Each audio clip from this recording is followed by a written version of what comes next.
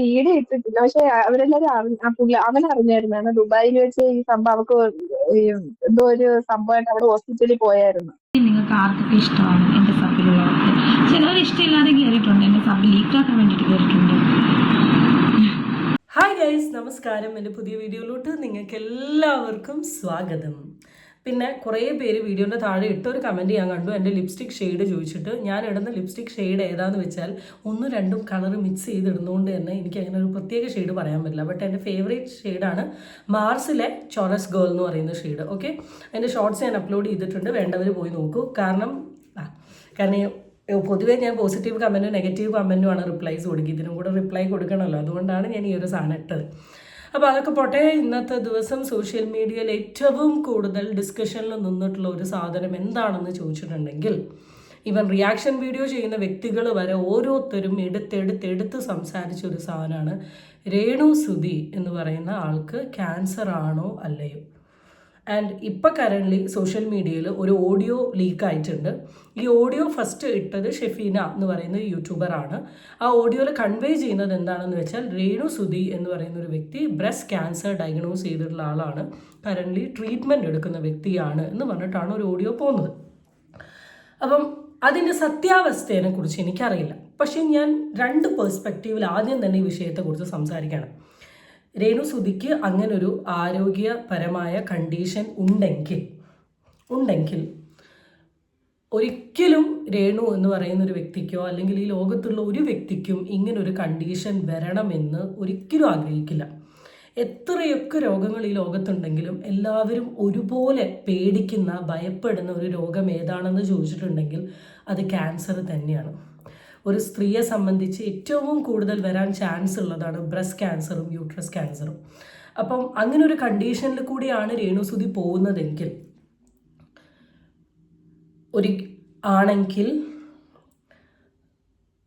ഒരു 10 മിനിറ്റ്സ് ഞാൻ ഭയങ്കര സൈലൻ്റ് ആയിപ്പോയി. കാരണം എത്ര പെയിൻഫുൾ സിറ്റുവേഷൻ ആയിരിക്കും ആൾ ഫേസ് ചെയ്യുന്നത്, അല്ലെങ്കിൽ എത്ര വീക്കറായിട്ടുണ്ടാവും, എത്ര മെൻ്റലി ആൾ ടയേർഡ് ആയിട്ടുണ്ടാവും.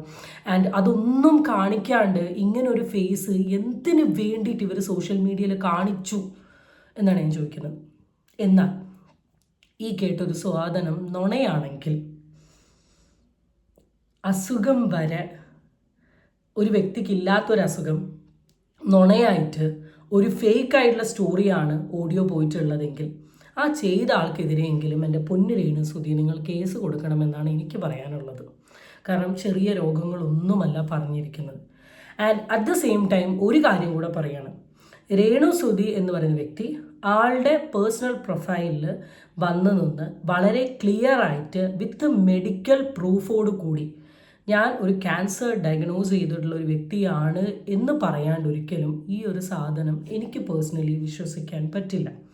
അതിന് ഒരു മെയിൻ റീസൺ എന്താണെന്ന് വെച്ചാൽ, ഒരു ക്യാൻസർ ഡയഗ്നോസ് ചെയ്തിട്ടുള്ള ഒരു വ്യക്തി സോഷ്യൽ മീഡിയയിൽ കാണിച്ചു കൂട്ടുന്ന കാര്യങ്ങളല്ല രേണു സുധി എന്ന് പറയുന്ന ഒരാളിപ്പോൾ കാണിക്കുന്നത്.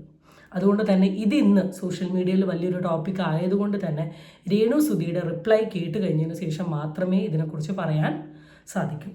ആൻഡ് ഇതൊരു ക്യാൻസർ ഡയഗ്നോസ്ഡ് എന്ന് പറയുന്ന സാധനം വളരെ ട്രൂ ടു ഹാർട്ട് ജെന്യുവൻ ആയിട്ടുള്ളൊരു കേസാണെങ്കിൽ, from this point onwards I will never do any video against Renu Sudhi. കാരണം അസുഖം കാരണം ജീവിതം വഴിമുട്ടി നിൽക്കുന്നൊരു സാഹചര്യത്തിൽ ആ ജീവിതം ബിൽഡപ്പ് ചെയ്യാൻ വേണ്ടി സോഷ്യൽ മീഡിയയിൽ എന്തൊക്കെയോ കാണിച്ചു കൂട്ടുമായിരുന്നു അവർ, അല്ലെങ്കിൽ അവരുടെ സന്തോഷത്തിന് വേണ്ടിയിട്ടാണ് അവർ ഈ രീതിയിൽ സോഷ്യൽ മീഡിയ ഉപയോഗിച്ചത് എന്ന രീതിയിൽ മനസ്സിലാക്കി, ഇനി അങ്ങോട്ട് മനസ്സിലാക്കി ഞാൻ ഈ കോണ്ടന്റ് ഓടി വിടും. പക്ഷേ രേണു സുധി ആളുടെ പ്രൊഫൈലിൽ വിത്ത് പ്രൂഫായി വന്ന് ഈ ഒരു സാധനം സംസാരിച്ച് കഴിഞ്ഞാൽ മാത്രം.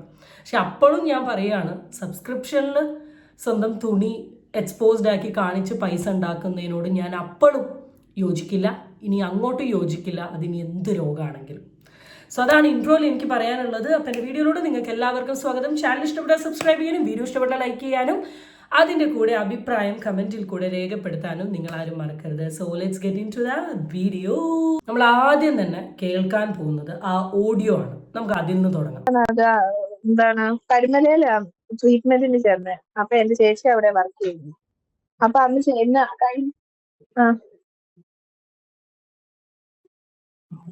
പരിമല ഹോസ്പിറ്റലില്ലേ മറ്റേ ഇത് പോയല്ലേ? പരിമല ഹോസ്പിറ്റലില്ലേ? പരിമലയിൽ ആ ഒരു ഹോസ്പിറ്റലല്ലേ ഉള്ളത്? Parimala medical mission hospital. അവിടെ അന്വേഷിച്ചറിയാൻ പറ്റി.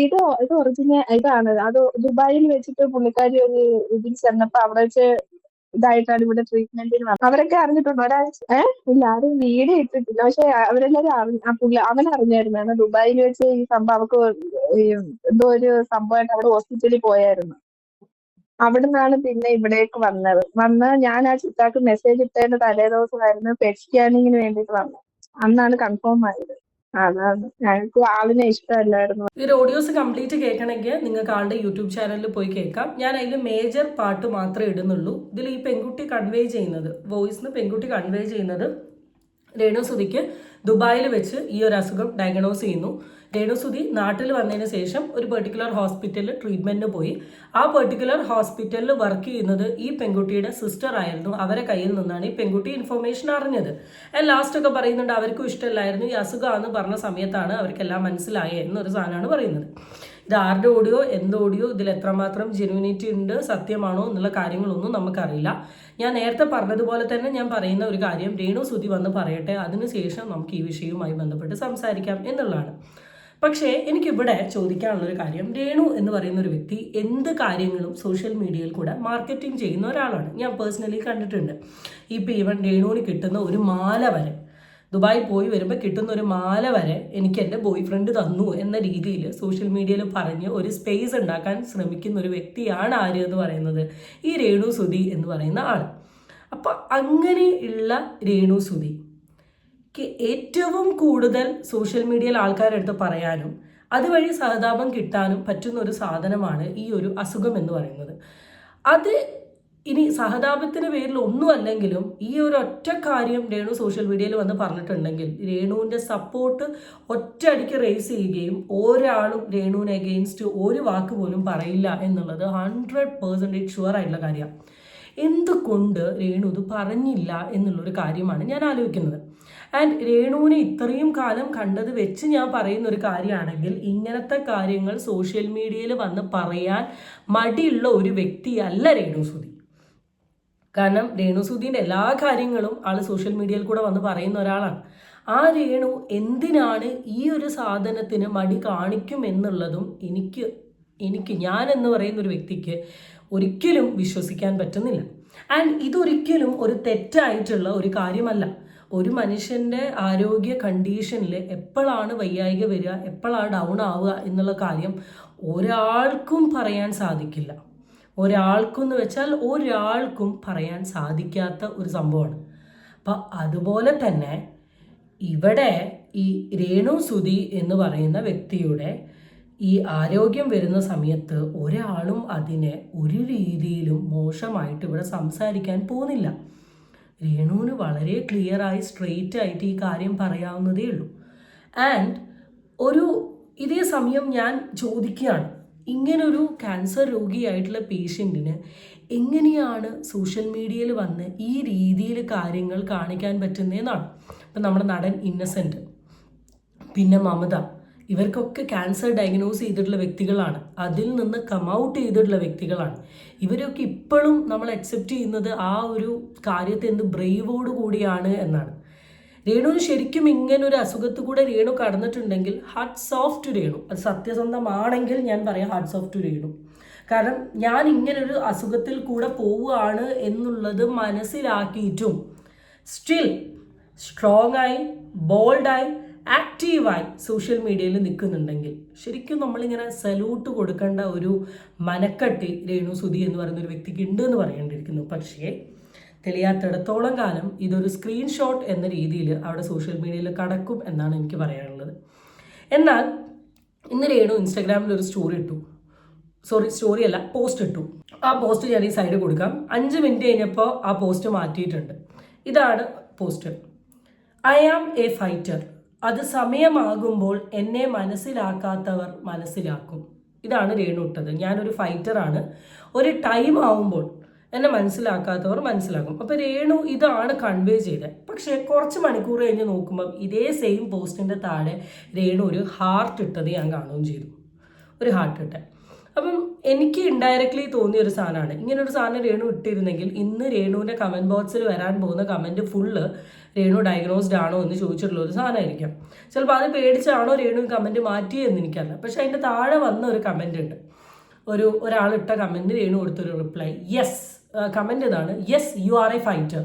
ദുബായിൽ അറബി ആയി ഫൈറ്റ്, നാട്ടിൽ ദാസേട്ടൻ്റെ കൂടെ ഫൈറ്റ്, പിന്നെ ക്യാഷ് കൊടുത്ത് ആര് വിളിച്ചാലും ബാക്കി ഞാൻ വായിക്കുന്നില്ല. അപ്പം നിൻ്റെ ഡാഡിൻ്റെ കൂടെ ഡാഷഡ എന്ന് പറഞ്ഞിട്ടുള്ളൊരു തെറിയാണ് അതിൽ വന്നിട്ടുള്ളത്. ദാറ്റ്സ് ഫൈൻ, അത് ഞാൻ റീഡ് ചെയ്യുന്നില്ല. അപ്പം ഞാൻ ആലോചിക്കുന്നത് എന്തുകൊണ്ടാണ് രേണു സുധി ഇവിടെ ഈ ക്യാപ്ഷൻ മാറ്റിയത്? അത് മാറ്റേണ്ട ആവശ്യമുണ്ട് രേണു സുധി എന്ന് പറയുന്ന ഒരു വ്യക്തിക്കില്ല. എന്തിനാണ് മാറ്റിയത് എന്നാണ് ഞാൻ ഇപ്പോഴും ആലോചിച്ചിരിക്കുന്നത്. അത് മാറ്റേണ്ട ആവശ്യമേ ഉണ്ടായിരുന്നില്ല. കാരണം ഇങ്ങനെ ഡയഗ്നോസ് ചെയ്തിട്ടുണ്ടെങ്കിൽ ഈ ഒരു സാധനം സോഷ്യൽ മീഡിയയിൽ അറിയിച്ചാൽ കിട്ടുന്ന അക്സെപ്റ്റൻസ് അല്ലെങ്കിൽ സപ്പോർട്ട്, ഈവൻ സഹായിക്കാൻ ഒരുപാട് ആൾക്കാരുണ്ടാവും. ഈ സിറ്റുവേഷനിൽ നിന്ന് കം ഔട്ട് ചെയ്യാൻ അല്ലെങ്കിൽ ഹെൽപ്പ് ചെയ്യുന്ന ഒരുപാട് ആൾക്കാരുണ്ടാവും. പക്ഷേ പകരം അത് മാറ്റി ഇതിലോട്ട് പോയി. ഇപ്പം എനിക്ക് ആലോചിക്കുന്നത്, സോഷ്യൽ മീഡിയയിൽ ഇതൊരു ചർച്ചയായി തുടങ്ങിയ സമയത്ത് ഇങ്ങനൊരു സാധനം ഇട്ടിട്ട് പിന്നെ അതങ്ങ് മാച്ച് കളയുകയാണോ? ഇതിലൊരു ഫേക്ക് ഉണ്ട്. ഇങ്ങനൊരു ഫേക്ക് ഗെയിം ആണിതെങ്കിൽ, രേണുവിൻ്റെ അറിവോടെ നടക്കുന്നൊരു ഫേക്ക് ഗെയിം ആണെങ്കിൽ ബലേ ബേഷ്. എന്തായാലും ഒന്നും അറിയാത്തിടത്തോളം കാലം ഞാൻ അത് നിർത്തുകയാണ്. അതിൻ്റെ ഇടയിലാണ് ഞാൻ ചില യൂട്യൂബേഴ്സിൻ്റെ ചാനലിൽ ഒരു വീഡിയോ കാണാനിടയായി, രേണു സുധിയുടെ സബ്സ്ക്രിപ്ഷൻ വീഡിയോ. അത് ജസ്റ്റ് ഒന്ന് നോക്കി നോക്കാം.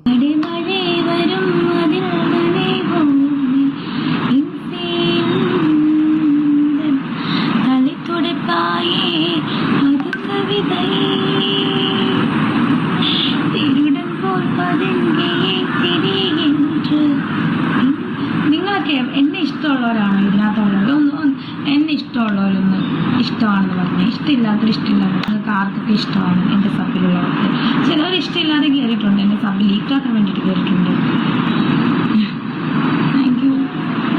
എന്നെ ഇഷ്ടമില്ലാത്തവരുണ്ട്. സോ ഇത് ഈ ലൈവ് എന്തായാലും യൂട്യൂബിൽ വരും. കാരണം മനു എന്ന് പറയുന്ന ആ നട്ടലില്ലാത്ത നാറ് ഇതിനകത്ത് കയറിയിരിപ്പുണ്ട്. സോ അവൻ ഇപ്പം തന്നെ ഇത് എന്താ പറയുക, സ്ക്രീൻ റെക്കോർഡ് ചെയ്യും. സോ അവൻ ഇപ്പം തന്നെ ഇത് ലൈവ് പുറത്ത് വരും. ഓക്കെ, എനിക്ക് ഇങ്ങനെയൊക്കെ ചെയ്യുന്നവനെയൊക്കെ എന്താണ്, അവനൊക്കെ റീച്ച് മാത്രമാണ് അവൻ്റെയൊക്കെ ലക്ഷ്യം. എന്നാൽ വേറൊരാളുടെ ലൈവിൽ കയറിയിട്ട് സബ്സ്ക്രിപ്ഷൻ എടുത്ത് ഒരുപാട് ലേഡീസ് ഉണ്ട്. എടാ ചുണയുണ്ടെങ്കിൽ മനു നാറ് ചെറ്റേ, നിനക്ക് ചുണയുണ്ടെങ്കിൽ നീ ഏതെങ്കിലും ഒരു സെലിബ്രിറ്റികളുടെയോ അല്ലെങ്കിൽ ഏതെങ്കിലും ഒരു ലേഡീസിൻ്റെയോ സബ്സ്ക്രിപ്ഷനിൽ ചെന്നിട്ട് ലൈവിൽ ചെന്നിട്ട് ലൈവ് എടുത്തിട്ട് നീ പുറത്തു വിടണം. നീക്ക് വിവരം അറിയും, നടക്കത്തില്ല. ഈ ഒരു സാധനം ഞാൻ എന്തിനാ ഇട്ടേന്ന് അറിയോ? ഒരു ക്യാൻസർ ഡയഗ്നോസ് ചെയ്തിട്ടുള്ള ഒരു വ്യക്തി കാണിക്കുന്ന ഒരു സാധനമാണോ ഇത്? അതാണ് എൻ്റെ ഒരു ചോദ്യം. Do you think is this right ആണോ എന്ന് എനിക്കിപ്പോഴും അറിയില്ല. പക്ഷേ ഞാനിവിടെ വളരെ ക്ലിയർ ആയിട്ട് പറയുന്നു, ഇതിൽ സത്യാവസ്ഥ ഉണ്ടെങ്കിൽ ഇന്നോ നാളെയോ ആയിട്ട് രേണു സുധി സോഷ്യൽ മീഡിയയിൽ വന്നിട്ട് തുറന്നു പറയും. ഇതിൽ സത്യാവസ്ഥ ഇല്ലെങ്കിൽ കുറച്ച് കാലം ഈ കണ്ടന്റ് ഇട്ടിട്ട് രേണു ഓടിക്കും. ഞാൻ വീണ്ടും പറയുകയാണ്, രേണുവിൻ്റെ പ്രൊഫൈലിൽ നിന്ന് രേണു വന്ന് വളരെ ക്ലിയർ ആയിട്ട് വിത്ത് മെഡിക്കൽ റിപ്പോർട്ടോട് കൂടി ഞാൻ ഡയഗ്നോസ് ചെയ്തിട്ടുള്ള ഒരു വ്യക്തിയാണെന്ന് പറഞ്ഞാൽ ആ സെക്കൻഡ് തൊട്ടിട്ട് I won't do any video against Renu Sudhi, because I don't want to എന്നുള്ളതുകൊണ്ട്. പക്ഷെ അത് പറയാത്തിടത്തോളം കാലം ഇതൊരു കണ്ടന്റ് ആക്കി സോഷ്യൽ മീഡിയയിൽ പല റീൽസും കൊണ്ട് റീച്ചിന് വേണ്ടിയുള്ള പരിപാടിയാണെങ്കിൽ ഡെഫിനറ്റ്ലി ഐ ടോക്ക്. ഇപ്പം എനിക്കിങ്ങനെ ഒരു അസുഖമുണ്ട് എന്നൊരു വ്യക്തി സോഷ്യൽ മീഡിയയിൽ വന്ന് പറയുമ്പോൾ എനിക്കുണ്ടോ ഇല്ലയോ എന്നുള്ളത് ഞാൻ പറയും. എന്തെങ്കിലും ഒരു സാധനം ഞാൻ ഇതുമായി ബന്ധപ്പെട്ട് ഞാൻ പറയണം. കാരണം ഞാൻ പൊതുവേ എൻ്റെ വളരെ പേഴ്സണൽ കാര്യങ്ങൾ സോഷ്യൽ മീഡിയയിൽ വന്ന് കൊണ്ടുപോയി ഇടുന്ന കാറ്റഗറി ഓഫ് വ്യക്തിയല്ല. അതുകൊണ്ട് തന്നെ ഞാൻ എന്ന് പറയുന്ന ഒരു വ്യക്തിയുടെ സൈഡിൽ നിന്ന് ഇങ്ങനത്തെ കാര്യങ്ങൾ സോഷ്യൽ മീഡിയയിൽ കാണൽ വളരെ കുറവായിരിക്കാം. പക്ഷെ രേണു എന്ന് വെച്ചാൽ മാല വാങ്ങിയാലും വള വാങ്ങിയാലും ചെരുപ്പ് വാങ്ങിയാലും ഇനി ഡ്രസ്സ് വാങ്ങിയാലും അത് കൊളാബ് കിട്ടിയാലും ഗിഫ്റ്റ് കിട്ടിയാലും എന്തും ഇങ്ങനെ നിരത്തി പിടിച്ചിടുന്ന രേണു ആയതുകൊണ്ട്, ആൻഡ് തെറിയാണേ തെറി, ഡാൻസ് ആണേ ഡാൻസ്, പാട്ടാണേ പാട്ട്, ഇനി ലൈവാണേ ലൈവ്, എന്തിനും ഫുൾ ഓൺ ഫുൾ പവർ എന്ന് പറയുന്ന രേണുവിനെ സംബന്ധിച്ച് ഇങ്ങനൊരു സാധനം ഇടൽ ഇത്ര പാടുള്ള കാര്യമല്ല. രേണുസുതിക്ക് വളരെ സിമ്പിളായിട്ട് എളുപ്പത്തിൽ വന്ന് വളരെ ക്ലിയർ ആയിട്ട് വളരെ വ്യക്തമായിട്ട് ഇവിടെ വന്ന് പറയാവുന്നതേ ഉള്ളൂ. പക്ഷെ അത് പറയാണ്ട് ഇതൊരു കണ്ടന്റ് പോലെ 3-4 ദിവസം നീട്ടുകയാണെങ്കിൽ just think. And I can never imagine ഒരു വ്യക്തി ഇങ്ങനെ ചെയ്യുന്നു. ഇപ്പോൾ ചില ആൾക്കാർ പറയുന്ന ഒരു കാര്യമായിരിക്കും, അയാളുടെ ആവശ്യങ്ങൾക്ക് വേണ്ടിയിട്ടായിരിക്കും അയാൾ ഈ രീതിയിലുള്ള കാര്യങ്ങൾ ചെയ്യുന്നത് എന്നുള്ളത്. പക്ഷെ ആവശ്യങ്ങൾക്ക് വേണ്ടിയിട്ടാണ് ഈ രീതിയിൽ കാര്യങ്ങൾ ചെയ്യുന്നത് എന്നുള്ളത് കൺവേ ചെയ്താൽ വിഷയം തീർന്നു. അത് കൺവേ ചെയ്യാണ്ട് നിൽക്കുമ്പോൾ ചോദ്യം. ഇപ്പോൾ ഈ വീഡിയോ തന്നെ നിങ്ങളൊന്ന് എടുത്ത് നോക്കി, എന്തൊക്കെയാണ് ഈ വീഡിയോയിൽ കാണുന്നത്? ടൈറ്റ് അല്ലാത്ത ഡ്രസ്സിനെ ടൈറ്റ് ആക്കുന്നു, ഇറക്കാത്ത ഡ്രസ്സിനെ ഇറക്കുന്നു, എന്നിട്ട് അതിൽ ആരും ഒരാൾ ഭീഷണിയൊക്കെ പെടുത്തുന്നുണ്ട്, ഒരു യൂട്യൂബറിനെ. ഇതൊക്കെ അവിടെ കിടക്കട്ടെ, അതൊന്നും ഇവിടെ പറയുന്നില്ല. ലൈവ് ലീക്കാവുന്ന വ്യക്തിയെ കുറിച്ചിട്ടാണ് ഈ പറയുന്നത്. ലീക്ക് ആക്കാനുള്ള ഒരു സ്പേസ് നമ്മൾ ഇട്ട് കൊടുക്കുന്നത് കൊണ്ടല്ലേ.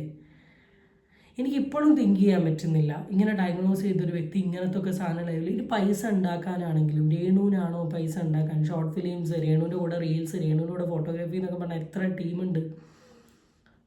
രേണു അഭിനയിക്കാൻ റെഡി ആണെങ്കിൽ ഷോർട്ട് ഫിലിം എടുക്കാമെന്ന് പറഞ്ഞ് നടക്കുന്ന കുറേ ടീമുണ്ടാവും. കാരണം രേണുവിൻ്റെ ഒരു ഷോർട്ട് ഫിലിം ഇട്ടാൽ തന്നെ അവർ വയറിലായി കത്തി കയറും എന്നുള്ള കാര്യം അറിയാം.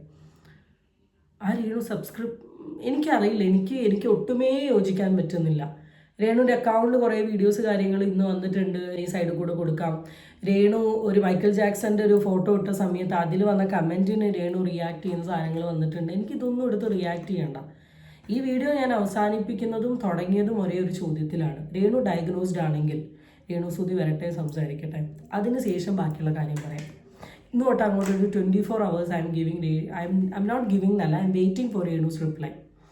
ആ രേണുവിൻ്റെ റിപ്ലൈ കേട്ട് കഴിഞ്ഞതിന് ശേഷം നമുക്ക് ബാക്കി പറയാം. ഐ ബിലീവ് ഷോർട്ട് വീഡിയോ ആയിരിക്കും. So that's it guys. അടുത്ത വീഡിയോ വീണ്ടും കാണാം. Till then it's